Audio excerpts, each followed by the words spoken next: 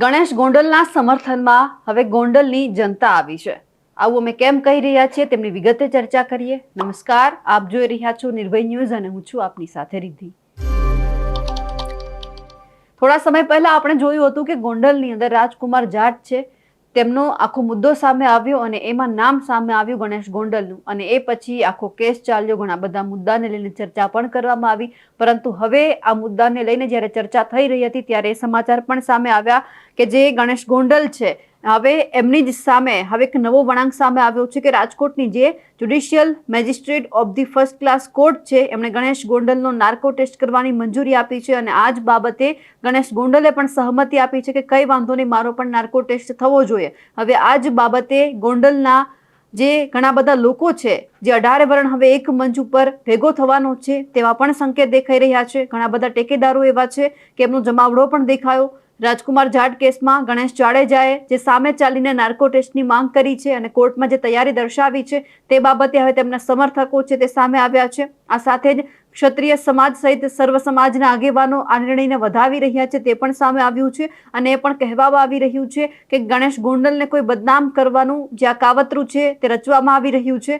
જો Ganesh ગોંડલનો narco test થાય છે તો પછી રતનલાલ જાટનો પણ થવો જોઈએ। આ સાથે જ જે ફરિયાદી છે રતનલાલ જાટ તેમને ગેરમાર્ગે દોરીને તેમને નિમિત્ત બનાવવામાં આવી રહ્યા છે તેવા પણ સમર્થકોએ આક્ષેપ લગાવ્યા છે। આ સાથે જ હવે એ જોવાનું છે જે અત્યારે તેમના લોકો કહી રહ્યા છે કે સત્ય પરેશાન થઈ શકે છે પરંતુ પરાજિત નહીં, આવા પોસ્ટર પણ અત્યારે વાયરલ થઈ ચૂક્યા છે। હવે આ જ બાબતે એમના સમર્થકો શું કહી રહ્યા છે તે પણ સાંભળીએ।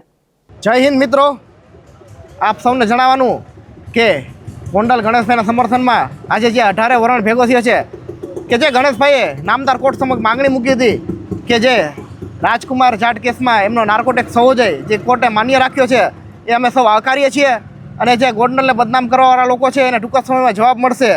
આજ અમે સૌ એ વસ્તુને આવકારીએ સ્વીકારીએ છીએ। અમને નામદાર કોર્ટ પર સંપૂર્ણ ભરોસો છે, તેમજ સાથે સાથે અમે નામદાર કોર્ટને 18 વરણ વતી એક અપીલ કરવા માગીએ છીએ કે જો ગણેશભાઈનો નાર્કોટેક્સ થતો હોય તો રતનલાલ જાટનો પણ નાર્કોટેક્સ થવો જોઈએ, એવી આપ સૌ મીડિયા થકી અમે નામદાર કોર્ટને રજૂઆત કરીએ છીએ। હું રવિરાજસિંહ જાડેજા, ગોંડલ। જય ભારત સાથે જણાવવાનું કે વર્તમાનમાં ગોંડલને બદનામ કરવા અમુક ચોક્કસ પ્રોપોગેન્ડા સાથે ગણેશભાઈની ઇમેજ ખરાબ કરવા માટે જે ભાઈ શ્રી રતનલાલભાઈ જાટને ગેરમાર્ગે દોરી એમને જે નિમિત્ત બનાવે છે એ ખૂબ જ દુઃખદની વાત છે। એ માટે જ તે આજે ગોંડલની શાંતિ, સુખાકારી અને સલામતી માટે ગણેશભાઈએ સામે ચાલીને નાર્કો ટેસ્ટની માંગણી કરી છે।